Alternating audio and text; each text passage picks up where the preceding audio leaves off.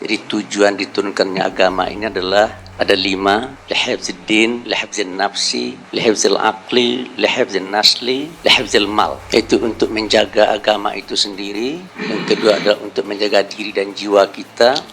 Yang ketiga adalah untuk menjaga akal. Yang keempat menjaga keturunan. Dan yang kelima adalah menjaga harta atau ekonomi. Karena ada ayat yang bunyinya begini, wala tulqu biaidikum ila tahlukah. Jangan kamu membuat kebijakan dan jangan kamu melakukan sesuatu yang kebijakan dan sesuatu yang kamu buat itu bisa mencelakakan diri kamu, baik diri kamu sebagai individu maupun sebagai anggota masyarakat dan bangsa serta negara. Yang kedua ada kaidah di dalam usul fikih itu disebut dengan la dharara wala dirara ya. Jadi kita jangan mengambil suatu sikap atau tindakan dan kebijakan yang akan bisa membuat diri kita celaka atau orang lain celaka. Kemudian kalau kita kaitkan dengan pemerintah, itu ada kaidah yang sangat masyhur sekali di kalangan ulama, tasarruful imam ala ra'iyah manutun bil maslahah. Kebijakan yang harus dibuat oleh pemerintah yang terkait dengan rakyat itu harus diorientasikan bagi terciptanya kemaslahatan. Nah, timbul pertanyaan bagaimana cara kita mengukur kemaslahatan dan kemaslahatan apa saja? Nah, salah satunya adalah yang dibicarakan oleh Pak Dr. Rizal Ramli tadi ya, kemaslahatan min nahiyatil aqdi iqtisadiyah, kemaslahatan dari perspektif ekonomi. Tetapi di samping itu juga adalah kemaslahatan secara fisik dan mental ya, serta rohani daripada para jamaah. Nah, oleh karena itu bagi saya ya kalau dari perspektif syariah apa atau kebijakan yang dibawa oleh pemerintah ini ada dasarnya, dan kalau seandainya dilakukan pendekatan konstitusionaliah juga ada dasarnya di Muqaddimah Undang-Undang 145 ya. Cuma mungkin barangkali ya yang akan menjadi perbedaan pendapat itu adalah min nahiyah al-iqtisadiyah, kemaslahatan dari perspektif ekonomi, dan Pak Rizal Ramli tadi sudah mencoba menghitung-hitung ya.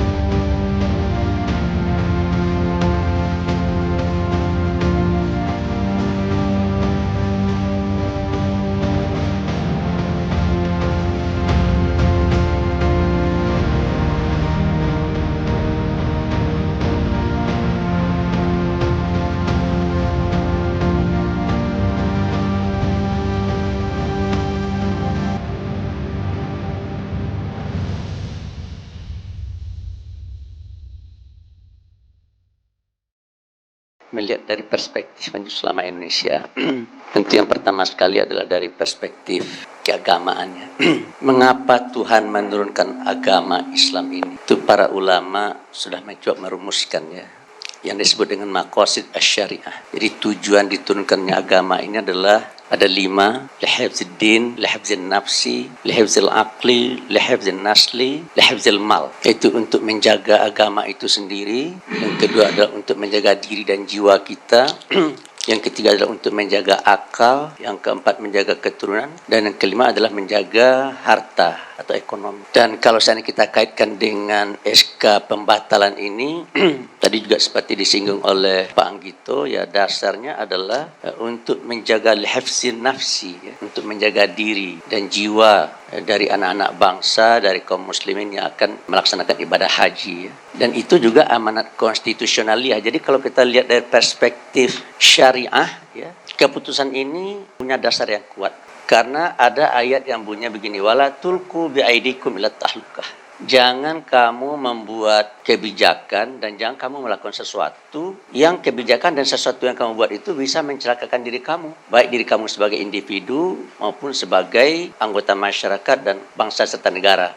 Yang kedua ada kaidah di dalam usul fikih itu disebut dengan la dharara wala dirara ya. Jadi kita jangan mengambil suatu sikap atau tindakan dan kebijakan yang akan bisa membuat diri kita celaka atau orang lain celaka. Kemudian kalau kita kaitkan dengan pemerintah, itu ada kaidah yang sangat masyhur sekali di kalangan ulama, tasarruful imam ala raiyah manutun bil maslahah. Kebijakan yang harus dibuat oleh pemerintah yang terkait dengan rakyat itu harus diorientasikan bagi terciptanya kemaslahatan. Nah, timbul pertanyaan bagaimana cara kita mengukur kemaslahatan dan kemaslahatan apa saja? Nah, salah satunya adalah yang dibicarakan oleh Pak Dr. Rizal Ramli tadi ya, kemaslahatan min nahiyatil akti itu sodiyah, kemaslahatan dari perspektif ekonomi. Tetapi di samping itu juga adalah kemaslahatan secara fisik dan mental ya, serta rohani daripada para jamaah. Nah, oleh karena itu bagi saya ya kalau dari perspektif syariah apa atau kebijakan yang dibawa oleh pemerintah ini ada dasarnya, dan kalau seandainya dilakukan pendekatan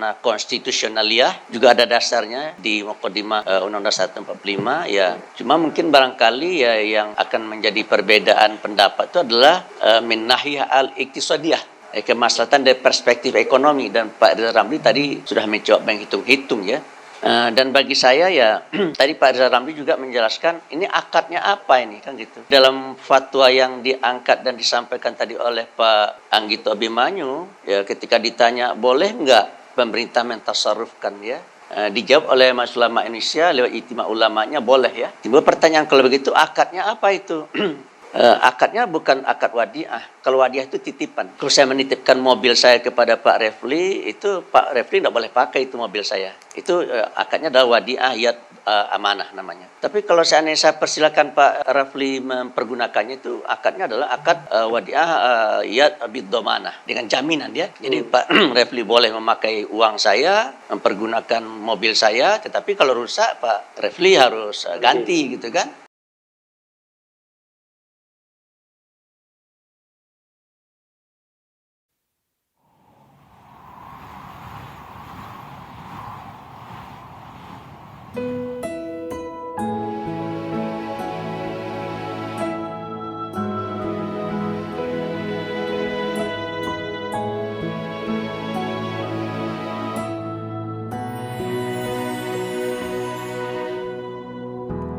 Ketika matahari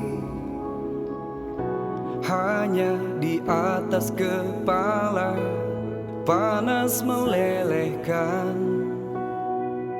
padang yang luas, tak ada naungan, tapi engkau pemimpin adil. Tuhan memberi kabar gembira, setiap manusia adalah khalifah di muka bumi ini. Tapi engkau khalifah dari khalifah, kau dinaungi, kau diselamatkan.